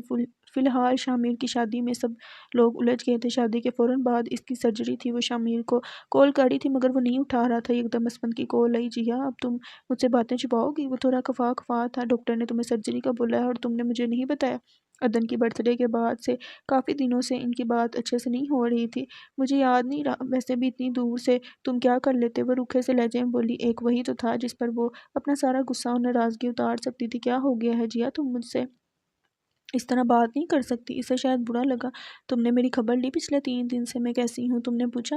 دونوں ایک دوسرے سے خفا تھے۔ فون کال پر آدھی بات سمجھ آتی تھی اور آدھی نہیں۔ جی ہاں، میں ادھر دو نوکریاں کر رہا ہوں، صبح 6 بجے جاتا ہوں، رات کو 10 بجے آتا ہوں۔ میں مانتا ہوں کہ میری غلطی ہے، مگر تمہارا یہ لہجہ مجھے تکلیف پہنچا رہا ہے۔ وہ آرام سے بولا۔ تم نے مجھے بتایا کہ تم پارٹ ٹائم جاب کر رہے ہو۔ وہ ہر بات میں عجیب برتاؤ کرتی تھی، چھوٹی چھوٹی بات پر غصہ، ناراضگی۔ اسمت اس کی حالت کو سمجھتا تھا۔ وہ کینسر جیسی بیماری سے لڑ رہی تھی۔ اچھا، سب غلطی میری ہے۔ آئی ایم سوری میری جیا پیا، اس بار معاف کر دو۔ غلطی چاہے کسی کی بھی ہو، مگر وہ ہمیشہ سوری کر کے بات سلجھا لیتا تھا۔ اب میں نے یہ تو نہیں بولا کہ غلطی تمہاری ہے۔ وہ شرمندہ ہوتے ہوئے بولی۔ بس چھوڑ دو ہر قسم کی ناراضگی، میں تم سے لڑنا افورڈ نہیں کر سکتا۔ اس نے منت کی اور جیا ہنس دی۔ کیوں نہیں کر سکتے افورڈ؟ تمہارے سوا میرا کوئی ہے ہی نہیں۔ تم بھی اگر مجھ سے ناراض ہوگی تو میں کدھر جاؤں گا؟ وہ معصوم سے لہجے میں بولا۔ تو تم بھی تو ایسے کام کرتے ہو کہ ناراض ہونا پڑتا ہے۔ وہ جیا تھی، وہ صرف اپنے پسندیدہ مرد کے سامنے نخرے دکھایا کرتی تھی۔ تم ہو جایا کرو ناراض، میں منا لیا کروں گا۔ وہ ہلکا سا مسکرایا۔ اور بتاؤ شمیر بھائی کی شادی کیسی جا رہی ہے؟ اس نے بات آگے بڑھائی۔ ابھی تو دولہا صاحب غائب ہیں، لگتا ہے اپنی دلہن کے ساتھ پیار بڑی باتیں کر رہی ہیں۔ اب ان دونوں کی آپس میں شمیر کی شادی کے حوالے سے باتیں ہو رہی تھیں۔ وہ گھر کے اندر داخل ہوئی۔ چوکیدار نے اسے بتایا کہ شمیر کافی دیر پہلے گھر آیا تھا۔ وہ یہ سنتے ہی اندر کی طرف تیز قدم بڑھانے لگی۔ ڈائننگ روم خالی تھا۔ اسے سمجھ نہیں آئی تھی کہ شمیر کدھر گیا۔ پھر اس نے اپنے کمرے کی طرف قدم بڑھائے۔ وہ دونوں ہاتھوں سے لہنگا اٹھائے اوپر کی طرف بڑھ رہی تھی۔ اشمل کمرے کے دروازے تک پہنچی۔ شمیر سامنے کھڑا تھا، آنکھوں میں بے یقینی تھی۔ وہ گہرے شوق میں تھا، چہرے کا رنگ اڑ چکا تھا۔ جو سب اس سے پتہ چلا تھا وہ بہت بھیانک تھا۔ اشمل اسے اپنے کمرے میں دیکھ کر رکی۔ خطرے کی گھنٹی سنائی دی تھی۔ سامنے بیڈ پر اس کا لیپ ٹاپ پڑا تھا۔ اشمل کا سانس اٹکا تھا۔ پھر وہ شمیر کی طرف بڑھی۔ تم ادھر کیا کر رہے ہو؟ جاؤ یہاں سے۔ چہرے پر الجھن تھی۔ شمیر نے اس کی طرف دیکھا۔ وہ نہیں جانتا تھا کہ وہ کیا بولے۔ اب ادھر کیوں کھڑے ہو؟ جاؤ۔ اس نے شمیر کو جانے کا اشارہ کیا۔ رئیس کدھر ہے؟ اس نے ایک دم سوال کیا۔ اشمل اپنی جگہ پر چمکی۔ میں نے پوچھا رئیس کدھر ہے؟ اس نے اشمل کو بازو سے پکڑا۔ وہ اشمل کو چپتی ہوئی نگاہوں سے دیکھ رہا تھا۔ اشمل کا گلا خشک ہو گیا، زبان پر جیسے تالا لگ گیا تھا۔ اس نے تھوک نگلا۔ میں نہیں جانتی۔ اس نے شمیر کی آنکھوں میں دیکھ کر صاف انکار کیا۔ تم سب جانتی ہو۔ اس نے اشمل کا بازو اور زور سے پکڑا۔ اشمل کے بازو میں تکلیف ہو رہی تھی۔ وہ بار بار اس سے بازو چھڑوانے کی کوشش کر رہی تھی، مگر شمیر نے اپنی گرفت اور مضبوط کی۔ میرا بازو چھوڑو، وہ دبا دبا چلائی۔ شمیر نے مزید زور سے اس کا بازو پکڑا۔ اشمل نے غصے سے آنکھیں بند کی۔ وہ خود پر بہت قابو کر رہی تھی۔ رئیس اشمل کی گردن دبوچے کھڑا تھا اور اس کا بھاری ہاتھ اشمل کی کمر پر اٹھا تھا۔ اسے اس وقت بھی یہی لگ رہا تھا کہ رئیس اس کے سامنے کھڑا ہے۔ میرا بازو چھوڑو، مجھے تکلیف ہو رہی ہے۔ اس نے بند آنکھوں کے ساتھ التجا کی۔ لہجے سے ڈر اور خوف محسوس ہو رہا تھا۔ وہ سب جانتا تھا کہ رئیس نے اشمل کے ساتھ کیا کیا، لیکن وہ پھر بھی اسے تکلیف دے رہا تھا۔ مجھے سب سچ بتاؤ۔ وہ اس کے منہ پر زور سے چلایا۔ اسے اندازہ ہی نہیں ہوا کہ کب اشمل کی چوڑی ٹوٹ کر اس کی کلائی میں لگی تھی۔ وہ اشمل کو بری طرح مار رہا تھا۔ پتہ نہیں کتنے ہی تھپڑ اور مکے وہ اشمل کو مار چکا تھا۔ وہ درد کے مارے چیخ رہی تھی، لیکن اس کی سننے والا یہاں کوئی نہ تھا۔ وہ تنہا اس جانور کے ہاتھوں پٹ رہی تھی۔ اشمل نے گہرا سانس لیا اور اگلے ہی لمحے اس نے الٹے ہاتھ کا گھما کر زناٹے دار تھپڑ شمیر کے منہ پر رسید کیا۔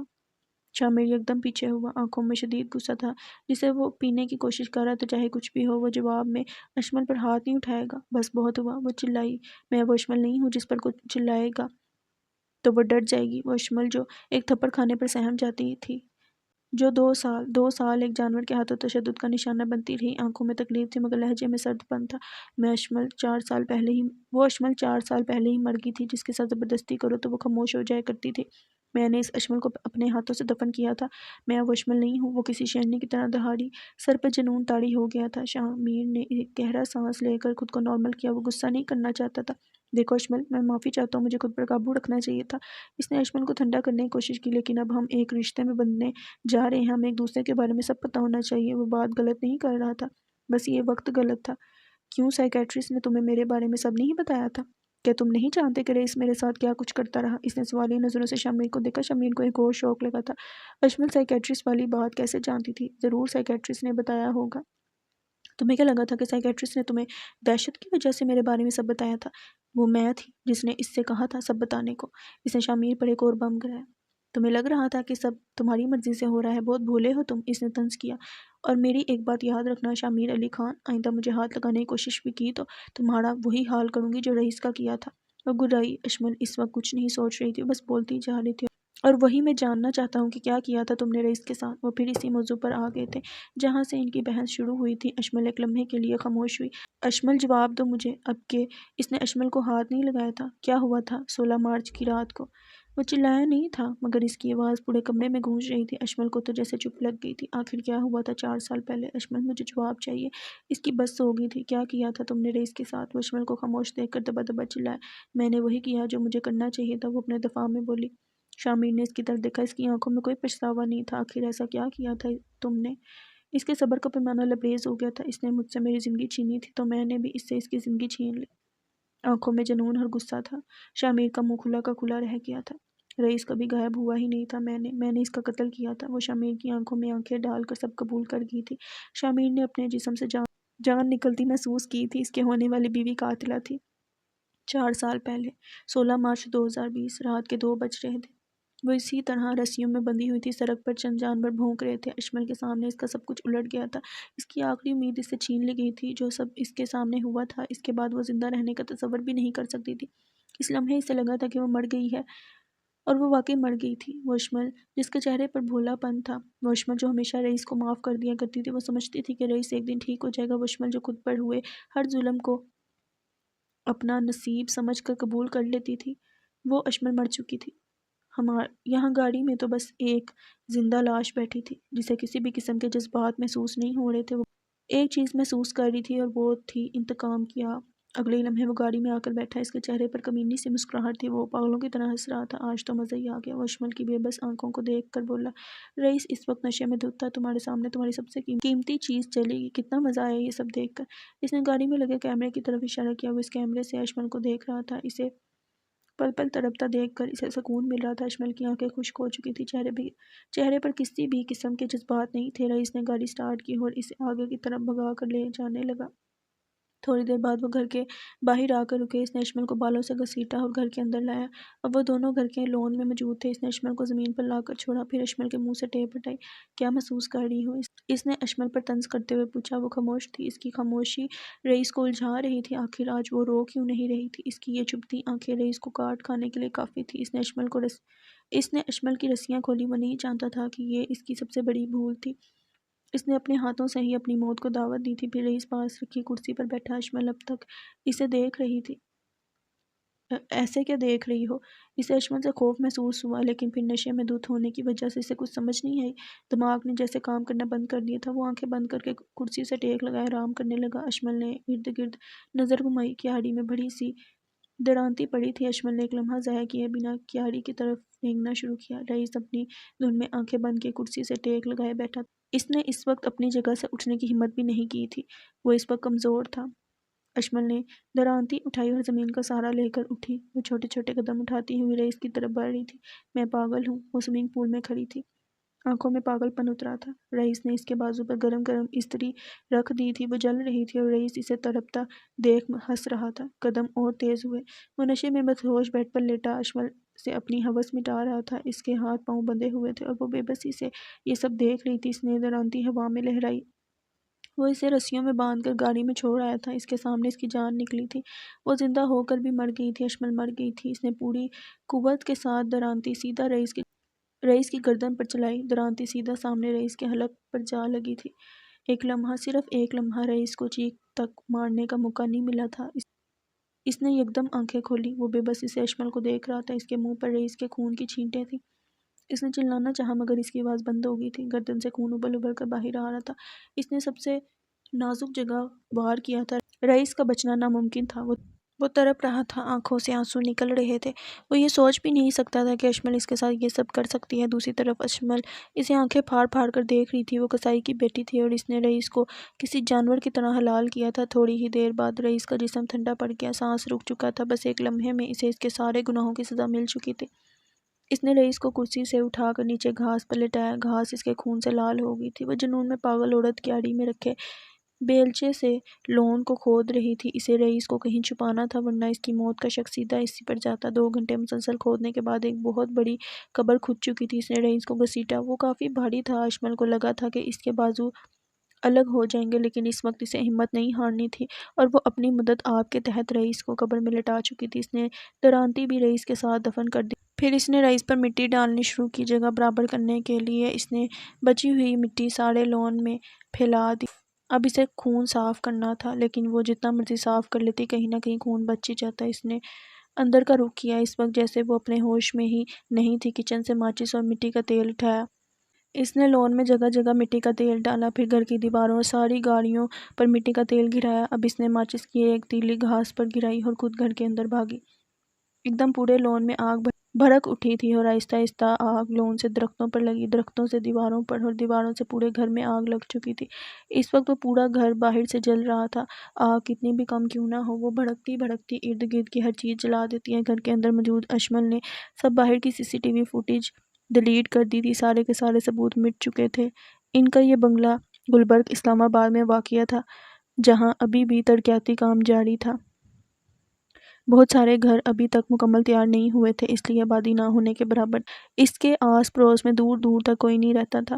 دور سے کسی عمارت میں کام کرتے مزدوروں نے آگ کو بھڑکتا دیکھ کر فائر بریگیڈ کو کال ملائی اور کچھ دیر میں ہی آگ پر قابو پا لیا گیا۔ آدھا گھر جل چکا تھا، دیواریں کالی سیاہ ہو گئی تھیں، ہر جگہ راکھ پڑی تھی۔ اشمل ٹی وی لاؤنج میں بے ہوش ملی تھی۔ دھوئیں کی وجہ سے وہ بے ہوش ہو چکی تھی، لیکن وہ بچ گئی تھی کیونکہ آگ اندر داخل نہیں ہوئی تھی۔ شاید قسمت اس پر مہربان ہوئی تھی، اس کی لاکھ کوشش کے بعد بھی وہ بچ گئی تھی۔ رئیس پوری دنیا کے لیے غائب ہو چکا تھا۔ 2-3 مہینے تک تو پولیس اس کیس پر اشمل سے مختلف سوال کرتی رہی، لیکن انہیں کوئی جواب نہیں مل رہا تھا۔ وہ بس یہی کہتی تھی کہ اسے کچھ یاد نہیں۔ وہ پولیس کو گھر میں بری حالت میں ملی تھی۔ اگر وہ وقت پر نہ پہنچتے تو آگ گھر کے اندر داخل ہو جاتی اور اشمل اس آگ میں جل کر مر چکی ہوتی۔ اس لیے اس پر شک کا سوال ہی پیدا نہیں ہوتا تھا۔ اس نے خود پر سے شک مٹانے کے لیے سب سے بڑا خطرہ مول لیا تھا۔ اشمل کے پاس گھر کے اندر جانے کے بعد 2 راستے تھے، یا تو پولیس وقت پر پہنچ کر اسے بچا لے گی یا پھر وہ بھی اس آگ میں جل کر مر جائے گی۔ شامیر اب تک یقین نہیں کر پا رہا تھا کہ اشمل یہ سب کر سکتی ہے۔ اس کے چہرے کا رنگ اڑ چکا تھا۔ حقیقت بہت دردناک تھی اور وہ یہ سب قبول نہیں کر پا رہا تھا۔ اتنا بڑا سچ تم نے مجھ سے چھپایا؟ وہ اشمل کو بے اعتباری سے دیکھنے لگا۔ کیا تم نے مجھ سے کچھ نہیں چھپایا؟ وہ شامیر کی آنکھوں میں دیکھ کر بولی۔ شامیر کو سمجھ نہیں آئی۔ عدن تمہارا بیٹا نہیں ہے، تم نے بھی تو مجھ سے یہ بات چھپائی ہے، وہ جتاتے ہوئے بولی۔ شامیر کو پتہ تھا اس کی ماں کبھی بھی یہ راز راز نہیں رہنے دے گی۔ بات کو مت گھماؤ، تم ایک قاتلہ ہو اور یہ حقیقت کبھی نہیں بدلے گی، وہ سرد لہجے میں بولا۔ میں نے جو کیا مجھے اس کا کوئی ملال نہیں، اور تم کیا جانو میں نے کتنی اذیت اٹھائی ہے؟ تم کچھ نہیں جانتے شامیر، کچھ نہیں، وہ نفی میں سر ہلاتے ہوئے بولی۔ اس سب میں پہلی بار اشمل کی آنکھ بھیگی تھی۔ ہر وقت اس خوف میں زندگی گزارتے رہنا کہ پتہ نہیں اگلے لمحے میرے ساتھ کیا ہوگا، نہ جانے آج وہ مجھے کس طرح مارے گا، آج کس بات پر اسے غصہ آئے گا، آج وہ میری ذات کی کس طرح تذلیل کرے گا، آج وہ مجھے کس طرح ذہنی اذیت دے گا، آج وہ بولتے بولتے رکی۔ تم کچھ نہیں جانتے، مجھے محبت میں دھوکہ ملا تھا، میں روز اس شخص کے ہاتھوں مرتی تھی، اور تم کہتے ہو میں قاتلہ ہوں؟ تو ہاں ہوں میں قاتلہ، وہ چلائی تھی۔ اس کی بس ہو گئی تھی سب چھپاتے چھپاتے۔ تمہاری یہ جذباتی باتیں مجھ پر کچھ اثر نہیں کریں گی۔ میں عدن کو کسی قاتلہ کے ہاتھوں پلنے نہیں دوں گا۔ وہ عدن کے بارے میں سمجھوتا نہیں کر سکتا تھا۔ عدن تمہارا بیٹا نہیں ہے، اس کی زندگی کے فیصلے تم نہیں کر سکتے۔ وہ اسے وارننگ دے رہی تھی۔ عدن میرا بیٹا ہے، وہ پوری قوت سے چلایا۔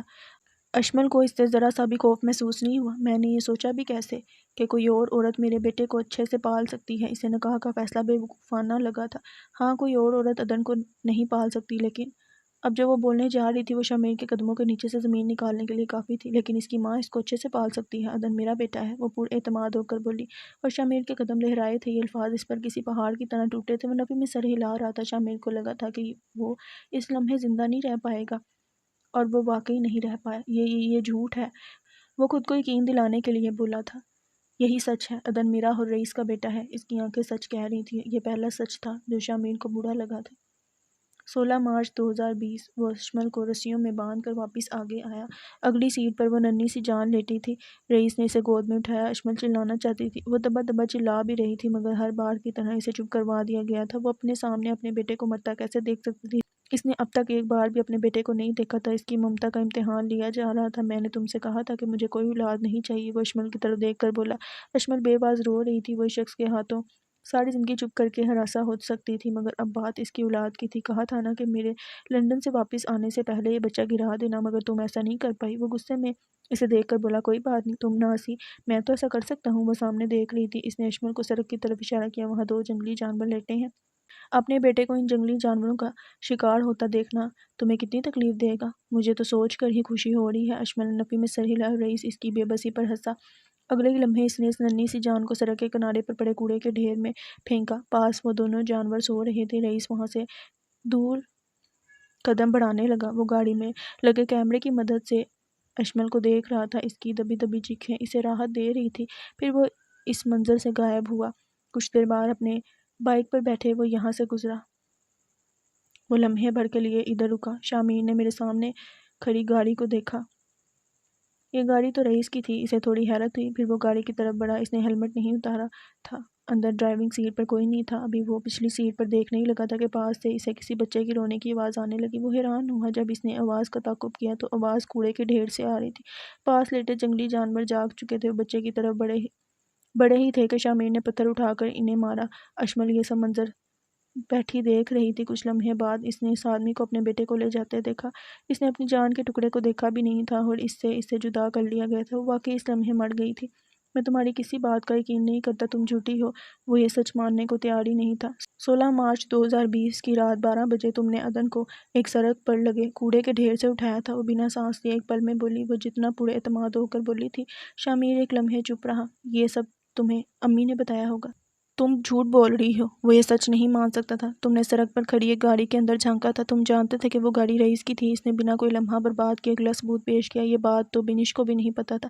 میں پھر بھی تمہاری بات کا یقین نہیں کروں گا۔ وہ اپنی بات پر قائم تھا۔ اشمل بنا کوئی جواب دیے الماری کی طرف بڑھی، پھر الماری سے ایک فائل نکالی۔ یہ پڑھو۔ اس نے فائل شامیر کی طرف بڑھائی۔ شامیر نے نہ چاہتے ہوئے بھی فائل کھولی۔ اس ڈی این اے رپورٹ کو تو تم نہیں جھٹلا سکتے۔ اس دن عدن کو وہ ہسپتال اس لیے لے کر گئی تھی۔ ڈی این اے نے اس کا شک یقین میں بدل دیا تھا۔ واقعی اس کا بیٹا تھا۔ ڈی این اے سے بڑھ کر کوئی ثبوت وہ پیش نہیں کر سکتی تھی۔ عدن میرا بیٹا ہے، تم اس حقیقت کو نہیں جھٹلا سکتے۔ وہ سچ کہہ رہی تھی۔ شامیر رپورٹ پڑھنے کے بعد خاموش ہو گیا تھا۔ پل بھر میں اس کا سارا بھرم ٹوٹ گیا تھا۔ عدن اس کی اولاد نہیں تھی اور یہ حقیقت کوئی نہیں بدل سکتا تھا۔ اسے لگا تھا کہ اس کے 4 سال ضائع ہو گئے ہیں۔ ایک ہی لمحے میں عدن کو اس سے چھین لیا گیا۔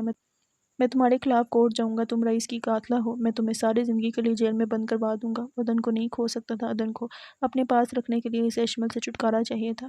چلو مان لیا کہ تم مجھے جیل کروا دو گے، مگر ایک بات یاد رکھنا، اس طرح کرنے سے عدن تمہارے پاس بھی نہیں رہے گا۔ میں بھی کورٹ جاؤں گی اور تم پر اپنے بیٹے کے اغوا کا کیس کروں گی۔ اس نے دھمکی دی تھی۔ دونوں ہی عدن کو چھوڑنے پر تیار نہیں تھے۔ عدن کورٹ کی کسٹڈی میں چلا جائے گا، نہ وہ تمہیں ملے گا اور نہ مجھے۔ اس نے شامیر کو آگاہ کیا۔ اس وقت ہم جس الجھن میں ہیں وہاں پر اگر ہم جیتیں گے تو ساتھ جیتیں گے اور اگر ہم ہاریں گے تو ساتھ ہاریں گے۔ اس وقت ہمیں ایک دوسرے کی ضرورت ہے۔ وہ اس سب میں پہلی بار آرام سے بولی تھی۔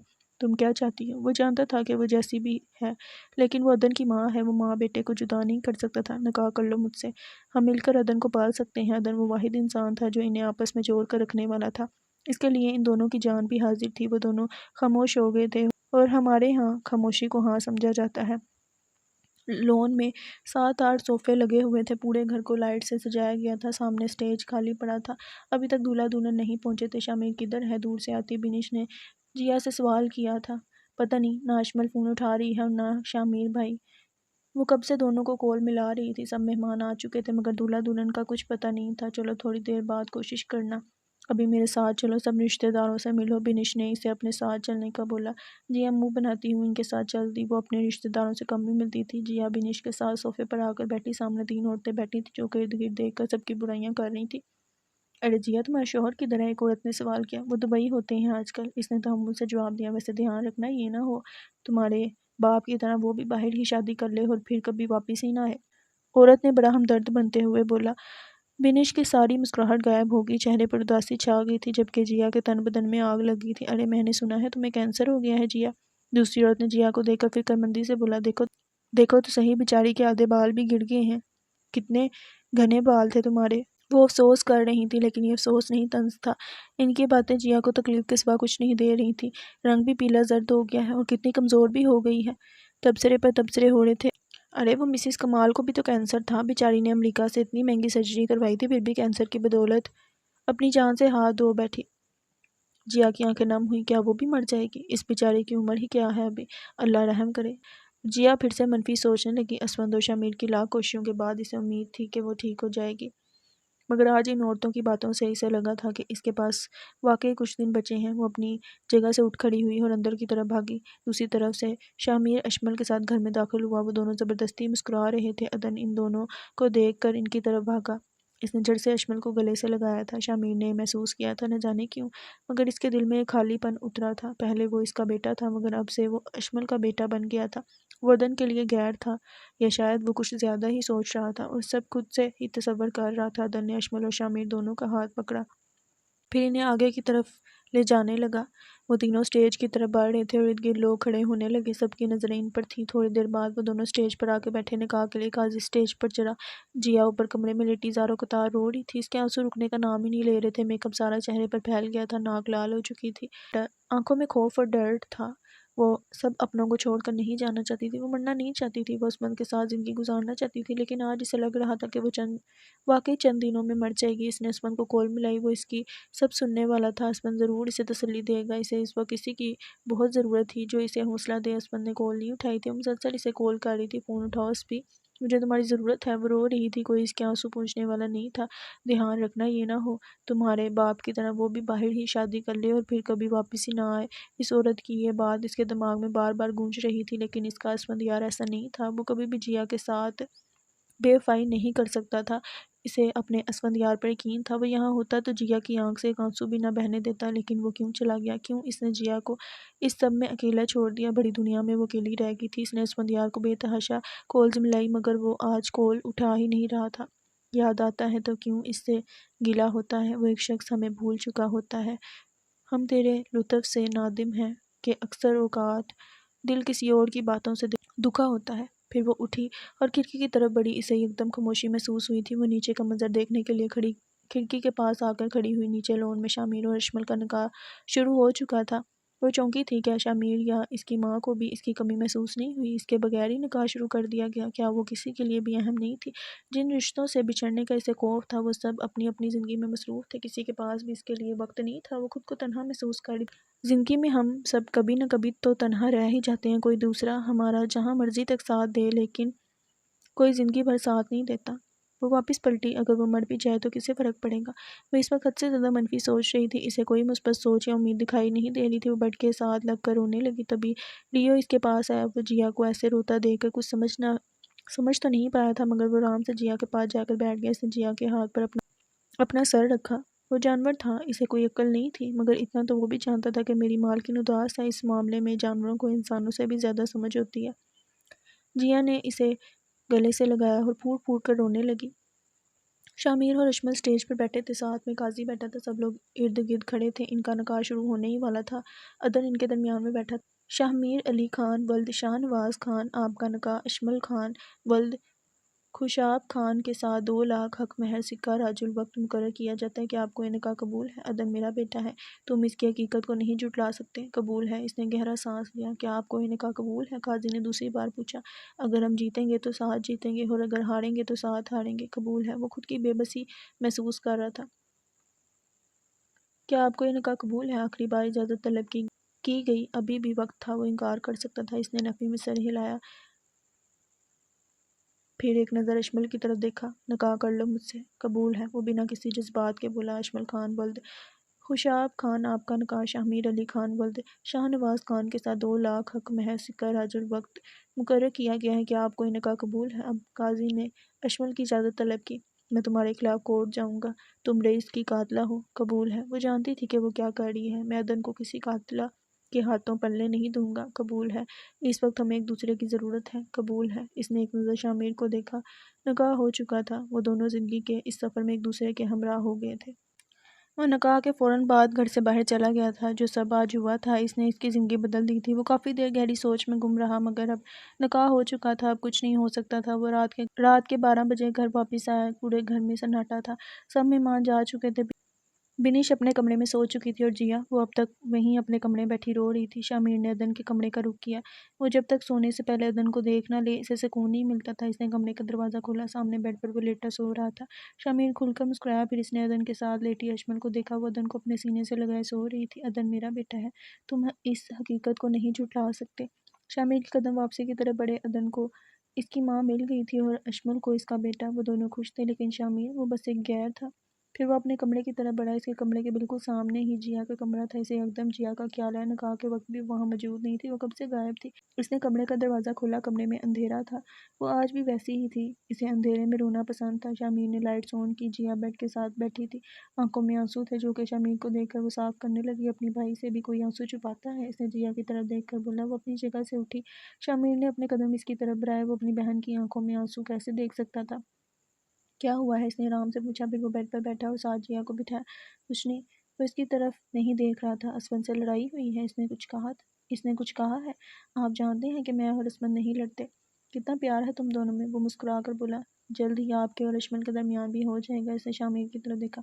پتہ نہیں، وہ نا امید سا ہو کر بولا، اگر آپ دونوں کا وقت آپ دونوں کو یہاں تک لے آیا ہے تو محبت بھی ہو ہی جائے گی۔ اس کی بات پر شامیر خاموش ہو گیا۔ خیر کچھ نہیں، میں تمہاری سرجری ہے، اسفند نے ابھی پیسے بھیجے ہیں مجھے۔ میں نے تمہیں منع بھی کیا تھا کہ میں پیسے نہیں لوں گا۔ اس نے جیا کی طرف خفا ہوتے ہوئے دیکھا۔ اچھا نہیں لگتا بھائی؟ کیا اچھا نہیں لگتا؟ بھائی ہوں میں، تمہارا پیسہ تم سے بڑھ کر ہے۔ اسفند نے بھی جانے میں جلدی کی، نہ مجھ سے کوئی مشورہ کیا، نہ رائے لی، ورنہ میں اسے کبھی جانے نہ دیتا۔ تمہارے بھائی کے پاس اتنا پیسہ تو ہے کہ تمہارا علاج کروا سکے، لیکن تم دونوں پر تو خودداری کا بھوت سوار ہے۔ اسے اسفند کا پیسے بھیجنا سخت برا لگا تھا۔ اچھا اب غصہ نہ کریں اور جائیں اپنی بیوی کو وقت دیں۔ اس نے مذاق کرتے ہوئے بات بدلی۔ وہ ادن کے ساتھ سو چکی ہے، وہ سرد لہجے میں بولا۔ تو آپ بھی ساتھ جا کر سو جائیں۔ اس کی بات پر بس شامیر مسکرا دیا۔ وہ جیا کو سب کبھی نہیں بتا سکتا تھا، اس وقت تو بالکل نہیں۔ اسفند اپنے فلیٹ سے نکل رہا تھا۔ دن رات کام کرنے کی وجہ سے اسے آرام کرنے کا موقع نہیں مل رہا تھا۔ وہ کسی روبوٹ کی طرح بس پیسہ بنانے کا سوچ رہا تھا۔ اس نے اپنی پرواہ کرنا چھوڑ دی تھی۔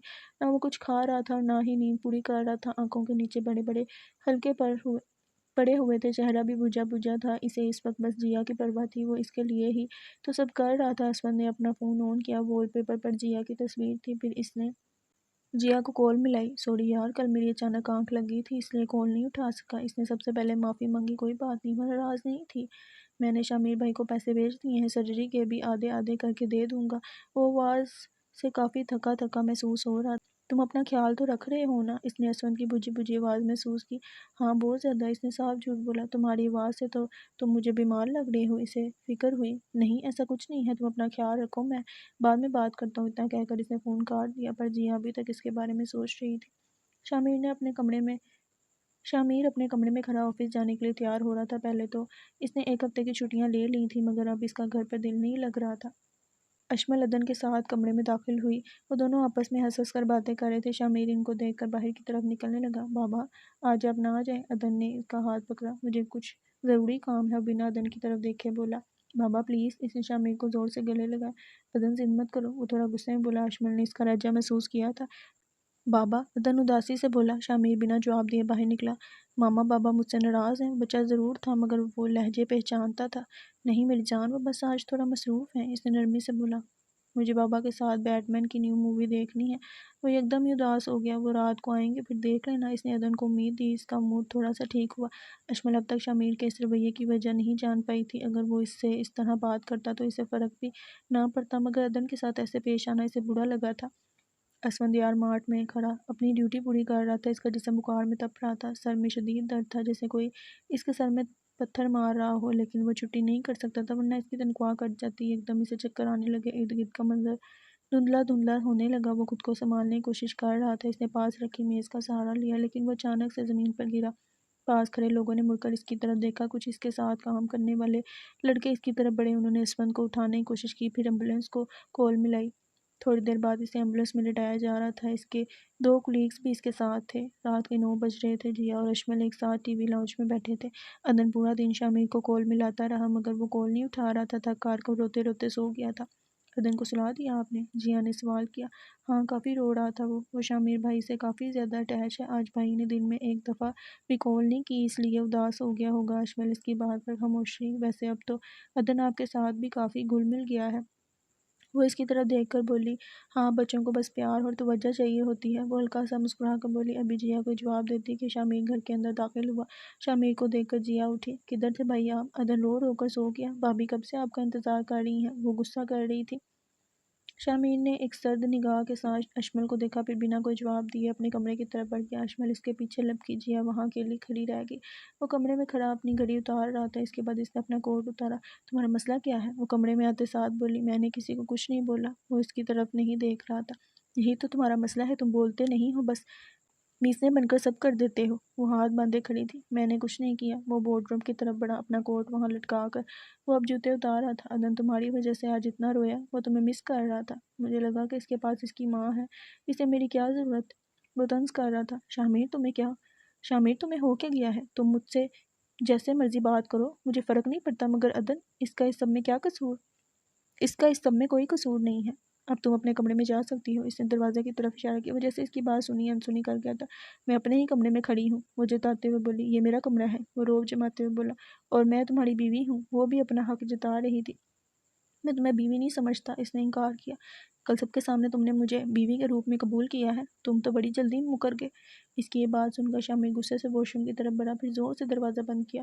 وہ گہری سوچ میں گم ہوئی۔ آخر اس کی زندگی کب نارمل ہوگی، کب سب سلجھے گا؟ اس کی حقیقت جاننے کے بعد شامیر بھی بدل گیا تھا۔ کیا اس کی دوسری شادی بھی کامیاب نہیں ہو سکے گی؟ شاید اسے اپنے اور شامیر کے بیچ چیزیں سلجھانے کے لیے کوشش کرنی چاہیے۔ وہ دونوں اسفند یار کو اپنے کندھے پر گھسیٹتے ہوئے اس کے فلیٹ کی طرف بڑھ رہے تھے۔ اسفند اس وقت نیند کے نشے میں تھا، اسے ڈاکٹر نے نیند کا ٹیکا لگایا تھا، اس وقت اس کے لیے آرام کرنا بہت ضروری تھا۔ ساتھ والے فلیٹ سے وہ نکلتی دکھائی دی۔ اسفند کو اس طرح مدہوش دیکھ کر وہ اس کی طرف بڑھی۔ اسے کیا ہوا؟ وہ کافی فکر مندی میں بولی۔ کافی تیز بخار ہے اسے، تھکاوٹ اور آرام نہ کرنے کی وجہ سے اس کے جسم میں بھی درد ہے۔ ایک لڑکے نے اس کی بات کا جواب دیا۔ ڈاکٹر نے کیا کہا؟ بس یہی کہ اسے 2-3 دن بیڈ ریسٹ کرنا ہے۔ اب دوسرا لڑکا بولا، 2-3 دن اس کے پاس کون رکے گا؟ دیبا نے سوال کیا۔ اس کی فیملی تو ادھر رہتی نہیں، ہم دونوں ہی رک جاتے ہیں۔ نہیں، تم دونوں تو جاب کرتے ہو، میں رک جاؤں گی اس کے ساتھ۔ اس نے مسئلے کا حل نکالا۔ تم؟ وہ حیران ہوا۔ مجھے نہیں لگتا کہ اسفند کو یہ سب اچھا لگے گا۔ دوسرا لڑکا بولا، اب اس کی صحت زیادہ ضروری ہے۔ ویسے بھی میں تم دونوں سے زیادہ اچھے سے خیال رکھوں گی اسفند کا۔ اسے تو مفت کا موقع مل گیا اسفند کے ساتھ رہنے کا، اسے اور کیا چاہیے تھا؟ ان دونوں نے اس کی بات مانتے ہوئے اسفند کے فلیٹ کا رخ کیا، پھر چابی اسفند کی پینٹ کی جیب سے نکالی۔ تھوڑی دیر بعد وہ دونوں اسفند کو اس کے بیڈ پر لٹا چکے تھے۔ دیبا نے انہیں جانے کا اشارہ کیا اور خود اسفند کے پاس آ کر بیٹھی۔ وہ بس اسفند یار کو دیکھ رہی تھی جو کہ مزے سے سو رہا تھا۔ شامیر واش روم سے واپس آیا تو اشمل بیڈ پر مزے سے لیٹی سو رہی تھی۔ وہ غصے سے اسے دیکھنے لگا، پھر اس کی طرف قدم بڑھائے۔ اس کا دل چاہ رہا تھا کہ اشمل کا بازو پکڑ کر اسے کمرے سے باہر نکال دے۔ آخر وہ کس طرح اس کے بیڈ پر سو سکتی تھی؟ اس کی آنکھوں میں شدید نفرت اور غصہ طاری تھا۔ وہ اسے گھور رہا تھا اور اندر ہی اندر جل رہا تھا۔ اس لڑکی نے اس سے عدن کو چھینا تھا، وہ اس کے لیے اشمل کو کبھی معاف نہیں کر سکتا۔ اشمل گہری نیند میں تھی، ایک دم اسے ٹھنڈے پسینے آنے لگے۔ وہ اپنی جگہ پر بے چینی کے عالم میں حرکت کرنے لگی۔ چہرے پر خوف تھا، شاید وہ خواب میں کسی چیز سے ڈر رہی تھی۔ نہیں نہیں، وہ خواب کی کیفیت میں بول رہی تھی۔ شامیر ایک دم چونکا۔ اشمل کافی ڈری ہوئی محسوس ہو رہی تھی۔ وہ نیچے گھٹنوں کے بل بیٹھا، پھر اشمل کا چہرہ تھپتپانا چاہا۔ اس نے اپنا ہاتھ آگے بڑھایا ہی تھا کہ اشمل نے جھٹ سے اس کا ہاتھ زور سے پکڑا۔ وہ اس کا ہاتھ اپنے قریب کر رہی تھی، وہ جیسے کسی چیز کے اندر سمٹ جانا چاہتی تھی۔ وہ خواب میں کسی چیز سے بھاگ رہی تھی۔ نہیں رئیس، نہیں۔ وہ رو رہی تھی، تڑپ رہی تھی، بے بس تھی۔ وہ خوف کی کیفیت میں چیخی، کوئی اسے بری طرح مار رہا تھا اور وہ اس سب سے بچنا چاہ رہی تھی۔ شامیر بس اسے دیکھ رہا تھا، ماتھے پر پریشانی سے بل پڑ گئے تھے۔ اسے اشمل کو یوں دیکھ کر کچھ عجیب سا محسوس ہو رہا تھا، ایک عجیب سی کیفیت سینے میں اتری تھی۔ وہ نہیں جانتا تھا کہ وہ اشمل کے لیے کیا کرے، مگر وہ کچھ کرنا چاہتا تھا۔ مت مارو رئیس، معاف کر دو رئیس، مجھے درد ہو رہا ہے۔ وہ تکلیف میں تھی، درد کے مارے چلا رہی تھی، آنکھوں سے آنسو بہہ رہے تھے۔ وہ 4 سال بعد آج بھی اس سب سے نکل نہیں پائی تھی، وہ کبھی بھی مکمل ریکور نہیں کر پائی تھی۔ کچھ دیر پہلے شامیر کو جتنی نفرت اشمل سے محسوس ہو رہی تھی، اب اسے اتنی ہی ہمدردی ہو رہی تھی۔ اس کی آنکھیں نم ہوئیں۔ تھوڑی دیر بعد اشمل کے چلانے کی آوازیں آنا بند ہو گئی تھی۔ وہ چلانا بند ہو گئی تھی، مگر شامیر اس کی سسکیوں کی آواز سن سکتا تھا۔ پھر وہ وہیں زمین پر بیٹھ گیا۔ اشمل اس کا ہاتھ تھامے لیٹی رہی۔ اس نے شامیر کا ہاتھ اپنے سر کے نیچے دبایا ہوا تھا۔ شامیر نہ جانے کیوں مگر اپنا ہاتھ اس سے چھڑوا نہ پایا۔ وہ اشمل کی نیند خراب نہیں کرنا چاہتا تھا۔ پھر اس نے سائڈ ٹیبل پر اپنا سر رکھا اور آنکھیں بند کی۔ ان دونوں کا رشتہ ہی کافی عجیب تھا، نفرت یا محبت کا تو پتہ نہیں، مگر انہیں ایک دوسرے کی پرواہ تھی۔ جیا اپنے کمرے میں ٹہل رہی تھی۔ صبح کے بعد سے ایک دفعہ بھی اسفند کی کال نہیں آئی تھی۔ وہ صبح بھی کافی بجھا تھا۔ اس نے جھٹ سے اسفند کو کال ملائی۔ دوسری طرف اسفند اپنے بستر پر لیٹا سو رہا تھا، سائڈ ٹیبل پر رکھا اس کا فون بج رہا تھا۔ دیبا اس کے ساتھ بیڈ پر لیٹی تھی۔ اسفند اس سب سے لا علم تھا، فون مسلسل بج رہا تھا۔ ایک دم دیبا کی آنکھ کھلی، اس نے سائڈ ٹیبل کی طرف دیکھا، سائڈ ٹیبل کی طرف ہاتھ بڑھا کر اسفند کا فون اٹھایا۔ جیا کوئی 6-7 دفعہ کال کر چکی تھی، مگر اسفند کال نہیں اٹھا رہا تھا۔ اسے یقین تھا کہ اسفند بیمار ہے۔ پھر اس نے آخری بار کال ملائی۔ دیبا نے اسفند کے موبائل سکرین پر نام دیکھا۔ اس نے جیا کا نام جیا پیا کے نام سے محفوظ کیا ہوا تھا، وال پیپر پر اس کی تصویر تھی۔ دیبا نے ایک نظر اسفند کی طرف دیکھا، وہ کافی گہری نیند میں تھا۔ اس نے ایک دم فون کال اٹھائی۔ ہیلو اسفی، کدھر ہو تم؟ صبح سے کوئی کال کوئی میسج نہیں، تمہاری طبیعت تو ٹھیک ہے؟ وہ کافی فکر مندی میں ایک دم ہی بولی۔ دیبا خاموش رہی۔ اسفی کچھ بولو بھی، میں تمہارے لیے فکر مند ہو رہی ہوں۔ اسے اس خاموشی سے الجھن ہو رہی تھی۔ اسفند سو رہا ہے، اس نے ہمت کر کے لب کھولے۔ اسفند کے فون پر کسی لڑکی کی آواز سن کر جیا کو اپنا دل ڈوبتا ہوا محسوس ہوا۔ اس نے مڑ کر گھڑی میں وقت دیکھا۔ رات کا 1 بج رہا تھا، مطلب دبئی میں اس وقت رات کے 12 بج رہے تھے۔ رات کے اس پہر کوئی لڑکی اسود کے ساتھ۔ تم کون ہو؟ جیا کا سانس اٹک چکا تھا۔ میں اسود کی دوست ہوں، وہ کافی بیمار تھا تو اسے کسی کی ضرورت تھی، اس لیے میں اس کے پاس رک گئی۔ آپ فکر مت کریں، وہ بالکل ٹھیک ہے، میں اس کا اچھے سے خیال رکھوں گی، ابھی وہ میرے پاس لیٹا سو رہا ہے۔ اس نے جیا کو تسلی دی، وہ اور اس کے منہ سے یہ سب سن کر جیا بت بن کی آنکھوں کے آگے منظر دھندلا ہونے لگا۔ اسود اس سے بے وفائی نہیں کر سکتا، اسے اس بات پر اندھا اعتبار تھا اور اس کے اعتبار کو ٹھیس پہنچی تھی۔ جیا نے فون اپنے کان سے اٹھایا، اس سے زیادہ وہ نہیں سن سکتی تھی۔ Hello hello. دوسری طرف سے کوئی رسپانس نہ آنے پر دیبا نے فون کاٹا، پھر اس نے جیا کی ساری مس کال ہسٹری سے ڈیلیٹ کی۔ جیا کے قدم لڑکھڑا رہے تھے، وہ کبھی اسود کی بے وفائی کا تصور بھی نہیں کر سکتی تھی۔ اس کا سب سے بڑا خوف سچ ہو گیا تھا، کیا وہ بھی اپنی ماں کی طرح اکیلے زندگی گزارے گی؟ کیا اسود نے اس سے بے وفائی کی تھی؟ وہ اس بات کا یقین نہیں کر پا رہی تھی۔ دماغ نے کام کرنا بند کر دیا تھا، جسم جیسے سن ہو گیا تھا۔ اسود تو اس سے محبت کرتا تھا، کیا 2 ماہ میں ہی محبت ختم ہوگی؟ وہ بیڈ پر آ کر بیٹھی، پھڑیوں کو گلے لگا کر پھوٹ پھوٹ کر رونے لگی۔ اس کا دل ٹوٹا تھا اور دل ٹوٹنے پر آنسو بہانا انسان کا غم ہلکا کر دیتا ہے، مگر جو غم اسود کی بے وفائی نے اسے دیا تھا وہ کبھی ہلکا نہیں ہو سکتا تھا۔ آخر کوئی ساری زندگی ایک جیسا کیوں نہیں رہتا؟ کیوں لوگ بدل جاتے ہیں؟ کیوں ان کے دل میں ہمارے لیے محبت ختم ہو جاتی ہے جبکہ ہمارے دل میں ان کے لیے محبت موجود ہوتی ہے؟ وہ کہتے ہیں نا کہ کوئی دوسرا کتنا بھی اچھا ہو وہ ہمیشہ دوسرا ہی رہتا ہے، اور دوسروں سے امید جتنی کم رکھی جائے اتنی تکلیف کم ہوتی ہے۔ صبح کا سورج نکل چکا تھا، کمرے کی کھڑکی سے سورج کی روشنی اشمل کے چہرے پر نمودار ہوئی۔ اس نے آہستہ آہستہ اپنی آنکھیں کھولی، شامیر کو اپنے اتنے قریب دیکھ کر وہ یکدم پیچھے ہوئی۔ وہ وہاں بیٹھے بیٹھے ہی سو گیا تھا۔ اشمل کو کچھ سمجھ نہیں آئی، اس نے شامیر کا ہاتھ اپنے سر کے نیچے سے ہٹایا، وہ بھی نیند سے بیدار ہوا۔ اشمل کو یوں حیران و پریشان دیکھ کر وہ یکدم اٹھ کھڑا ہوا۔ وہ رات کو اسے سمجھ نہیں آئی وہ کیسے اسے سب بتائے۔ جانتی ہوں، یہ روز کا معمول ہے۔ وہ جانتی تھی کہ رات پھر اس نے خواب میں رئیس کو دیکھا تھا۔ آئی ایم سوری، اس نے شرمندہ ہوتے ہوئے معافی مانگی، میری وجہ سے تمہیں تکلیف کا سامنا کرنا پڑا، میں کل سے صوفے پر سو جاؤں گی، اس نے بیڈ سے اٹھتے ہوئے بولا۔ شامیر خاموش ہو گیا تھا، پھر وہ واش روم کی طرف بڑھنے لگا۔ وہ میں سوچ رہی تھی کہ اگر ہم آج عدن کے ساتھ فٹ بال کھیلنے چلیں، اس نے نرمی سے بات کی۔ اس نے پہلے کوشش کی اس رشتے کو بچانے کی۔ تم اور عدن چلے جانا، مجھے کچھ ضروری کام ہے، وہ دل پر پتھر رکھتے ہوئے بولا۔ اشمل کو شامیر کا رویہ سمجھ نہیں آ رہا تھا، وہ عدن کو کیا جواب دے گی؟ اس نے عدن سے وعدہ کیا تھا کہ آج وہ تینوں فٹ بال کھیلنے جائیں گے۔ اسود نے ہلکی ہلکی آنکھیں کھولی، اس کے جسم میں ابھی بھی درد تھا، بخار تھوڑا اتر گیا تھا، اسے ایسے لگ رہا تھا جیسے وہ ایک لمبے عرصے بعد اٹھا ہو۔ اس نے اپنی پوری آنکھیں کھولیں، پھر کربٹ لی، اپنے ساتھ کسی اور لڑکی کو سوئے ہوئے دیکھ کر وہ چونکا، یکدم وہ حیرت کے مارے بستر چھوڑ کر اٹھا۔ اسود کو سمجھ نہیں آ رہی تھی کہ یہ سب کیسے ہو گیا۔